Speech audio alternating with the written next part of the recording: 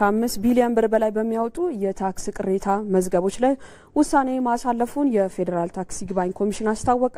ከግብር ከፋዩ ማህበረሰብ የሚቀርቡለትን ቅሬታዎች ይዞ በማከራከር ዳኝነት የሚሰጠው ኮሚሽኑ የታክስ ቅሬታ አፈታትን ለማዘመንና ዲጂታል አሰራርን ለመተግበር እየሰራ እንደሆነም ገልጿል። ኮሚሽኑ ከባለድርሻ አካላት ጋር በአዲስ አበባ የምክክር መድረክ እያካሄደ ይገኛል።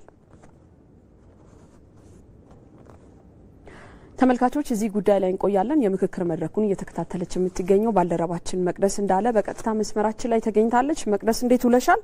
በውይይቱ ከታክስ ይግባኝ ጋር በተያያዘ ምን ሀሳቦች ተነሱ?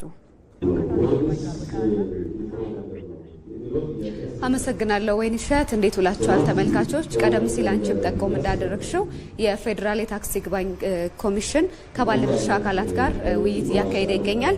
ኮሚሽኑ እንግዲህ ባለፉት 6 ወራት የሰራቸውን ወይም የከወናቸውን ስራዎች በተመለከተም ለመድረኩ ሪፖርቱን አቅርቦ ነበር። እንግዲህ ባለፉት 6 ወራት ከቀረቡለት ቅሬታዎች ከ5 ቢሊዮን ብር በላይ የሚያወጡ 459 መዝገቦች ላይ ውሳኔ ስለማሳለፉ ገልጿል። እንግዲህ የግብር አከፋፈልና የጉምሩክ ጉዳዮችን በተመለከተ ግብር ከፋዩ ማህበረሰብ የሚያቀርባቸውን ቅሬታዎች በመመርመርና ሁለቱንም ወገኖች እንግዲህ በገለልተኝነት በማከራከር ፍትሃዊ ውሳኔዎችን እየሰጠ እንደሆነ ተናግሯል። እንግዲህ ሁለቱንም ወገኖች በማከራከርም የመንግስት አካላትን ውሳኔ ጭምር በመሻር እንግዲህ ፍትህ እንዲሰፍን እያደረገ እንደሆነም አንስቷል። እንግዲህ የቅሬታ አቀራረብ ሂደት ላይ በተለይ ግብር ከፋዮች ቅሬታ ያላቸው ግብር ከፋዮች ወደ ገቢዎች ቢሮ ከሄዱ በኋላ እንግዲህ በዛ ውሳኔ ካላገኙ ነው እንግዲህ ወደዚህ ኮሚሽን ቅሬታቸውን አቅርበው ኮሚሽኑም ደግሞ ሁለቱንም ወገኖች በገለልተኝነት በማከራከር ውሳኔዎችን የሚሰጠው ማለት ነው። ሌላው እንግዲህ በመድረኩ በስፋት የተነሳው የታክስ ቅሬታን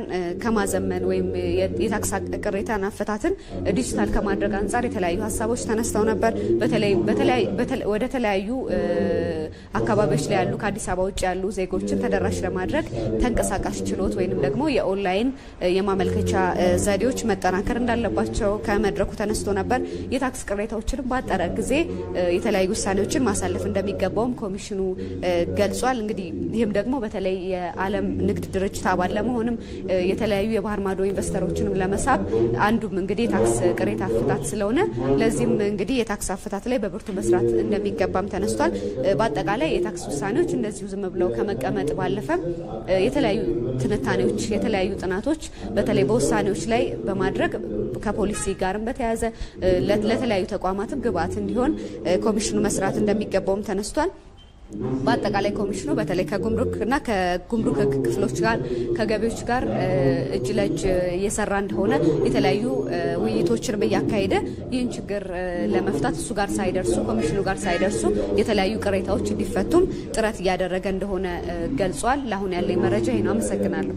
ባልደረባችን መቅደስ እንዳለ ለሰጠሽን መረጃ እናመሰግናለን። መልካም ቀን ይሁንልሽ።